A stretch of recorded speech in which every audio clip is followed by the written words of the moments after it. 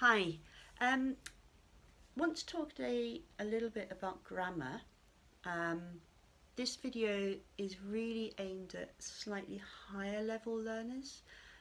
You're welcome to watch it whatever your level, of course, but some of the ideas and some of the language might be a little bit challenging for lower level learners. So, grammar. Grammar is a massive part of learning a language, right? When you were at school, you were probably taught lots of grammar. You've probably had English teachers who've given you lots of grammar exercises. The internet is full of English grammar exercises. There's tons of it. Um, is it helpful? Does it help you? There is a really big difference between being able to answer questions in a test correctly and being able to use the grammar as you're speaking or writing. And a really good example is last year I worked in a language school. Their entry test was a grammar multiple choice test. They did not do any speaking for the students on entry. And the result was that I had students in a B1 level class who were clearly A1 with their speaking. They couldn't cope with the class because they didn't have the linguistic ability. All they had was a kind of passive knowledge of grammar, and that is not good enough. So, how do people actually learn grammar? Like, what's the process that goes on? Very, very beginner level students, they basically haven't got any grammar. They've just got words. A little bit like native speaker children don't have any grammar either. They just have words. So a beginner student can say things like, "Teacher, I go shop." And that's okay because we know that the student at some point is going to a shop or went to a shop, but we don't know any more than that. And as that student progresses, he or she will be able to add more and more detail into his I go shop.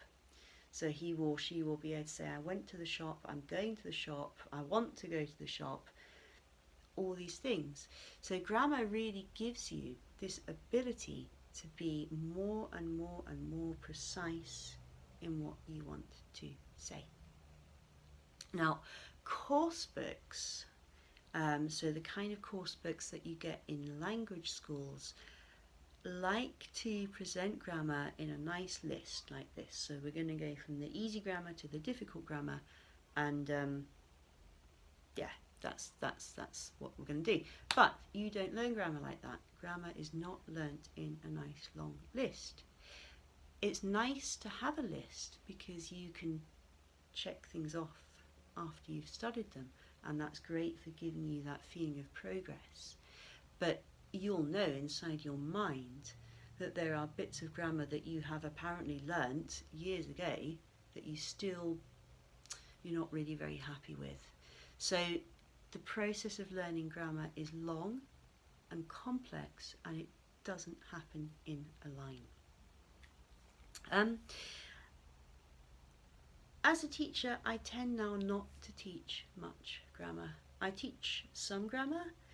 I personally feel that students need lots of exposure to the language. So you need to speak lots, you need to read lots, and you need to listen a lot as well. And for me, that kind of exposure to lots of language should be backed up by grammar. So, for example, if you read something on the internet, you need to train yourself to notice patterns that are happening in that text. For me, that is the best way to learn anything. Learn grammar, learn vocabulary, learn whatever you want. But it's really this idea that you, as the student, have to become a kind of language detective, and you have to be able to spot the patterns and what's happening and really question it. Well, why? Why did that writer use that tense there? And when you come to something you don't understand, you really don't know, that's the time to get a grammar book out and to look it up and to try and kind of find out what it is you don't understand. So those are really just some thoughts on grammar. I'm sure we'll all talk about grammar again because it's part of learning language, but it's only a part. It's not the whole thing. My name is Sarah. I am an English teacher and language anxiety coach. I help people overcome the fear of speaking and using English. Thank you for watching.